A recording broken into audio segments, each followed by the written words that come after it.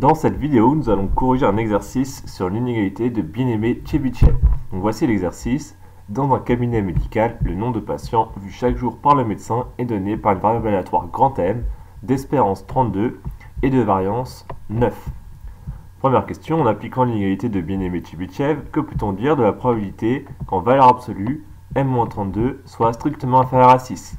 Deuxième question, interpréter le résultat dans les termes de l'énoncé. Donc c'est parti pour la première question. Donc il faut appliquer l'inégalité de Bien-Aimé-Chebyshev. Donc je vous rappelle cette inégalité.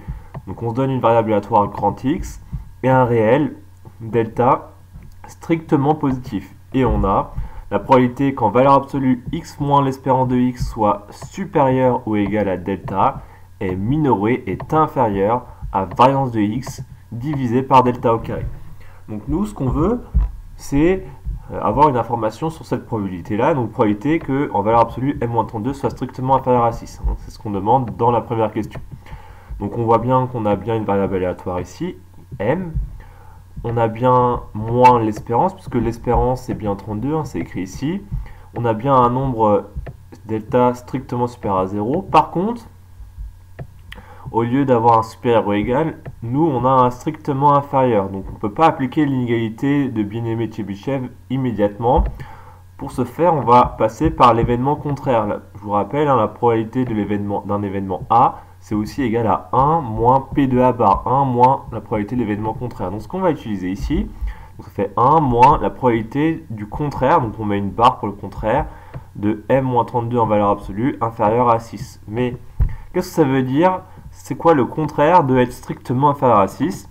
Justement, le contraire de être strictement inférieur à 6, c'est d'être supérieur ou égal à 6. Donc du coup, on peut enlever la barre et passer au contraire directement. Ça fait 1 moins P2 en valeur absolue M-32 supérieur ou égal à 6. Et là, maintenant, on va pouvoir appliquer l'inégalité de Bien-Aimé-Chebyshev juste sur cette partie-là. D'accord? On a bien supérieur ou égal. Donc c'est parti, on va le faire.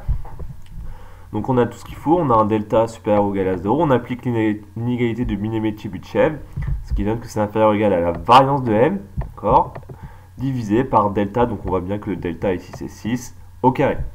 Donc du coup, on vient d'utiliser l'inégalité, donc je l'efface, plus besoin.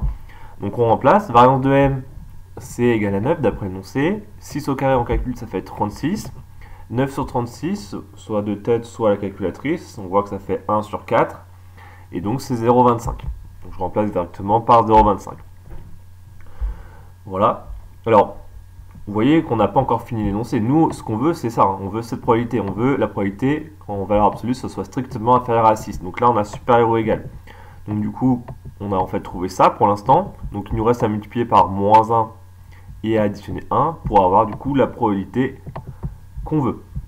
Donc je multiplie par moins 1 à gauche et à droite de l'inégalité. Donc ça donne moins probabilité supérieure ou égale à moins 0,25. Alors vous voyez, là on a multiplié par moins 1 à gauche et à droite.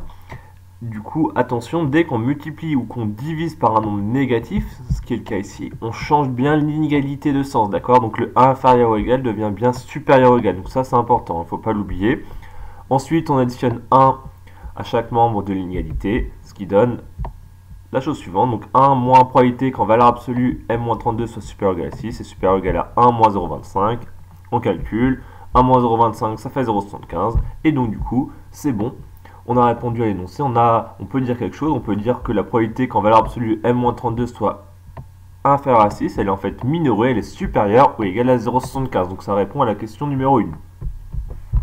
Alors ensuite il faut interpréter le résultat dans les termes de l'énoncé, donc je vous remets le résultat qu'on a trouvé. Comment on va interpréter ce résultat?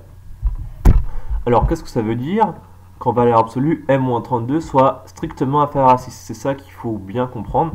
Donc, je vous rappelle, quand vous avez la valeur absolue d'une différence, ça veut dire que ça représente une distance, d'accord? La distance entre M-32. Donc, valeur absolue de M-32, c'est pareil que la distance entre M et 32. Donc là, en fait, on a que la distance entre M et 32 doit être strictement inférieure à 6. D'accord? Donc, on va représenter ça sur un axe gradué. Donc voici 32. On veut que la distance entre M et 32 ici soit strictement inférieure à 6. Donc en fait, on veut que M soit sur la partie rouge ici, d'accord? Il faut que M soit éloigné de 32 au plus de 6, d'accord? Donc qu'est-ce que ça veut dire exactement? Ça veut dire que la distance entre m et 32 est strictement inférieure à 6. Ça équivaut à dire que m est entre 32 moins 6 et 32 plus 6. D'accord? On est éloigné de 32 au maximum d'une distance de 6. Et donc du coup ça veut dire que m est entre 26 et 38. Alors c'est bien exclu, hein, d'accord? Parce que là on a bien un strictement. Donc on conclut. Qu'est-ce que ça veut dire cette phrase? Donc la probabilité que le médecin voit entre 26 et 38 entre 26 et 38 patients exclus, hein, là c'est bien exclu, d'accord, parce que c'est strictement inférieur. Je vous rappelle, M c'est le nombre de patients que le médecin voit par jour. Donc là le nombre de patients doit être entre 26 et 38 exclus. Donc ça veut dire en fait que c'est entre 27 et 37 inclus, d'accord. Donc la probabilité que le médecin voit entre 27 et 37 patients, donc c'est cette probabilité là en fait, eh bien elle est minorée, elle est supérieure ou égale à 0,75.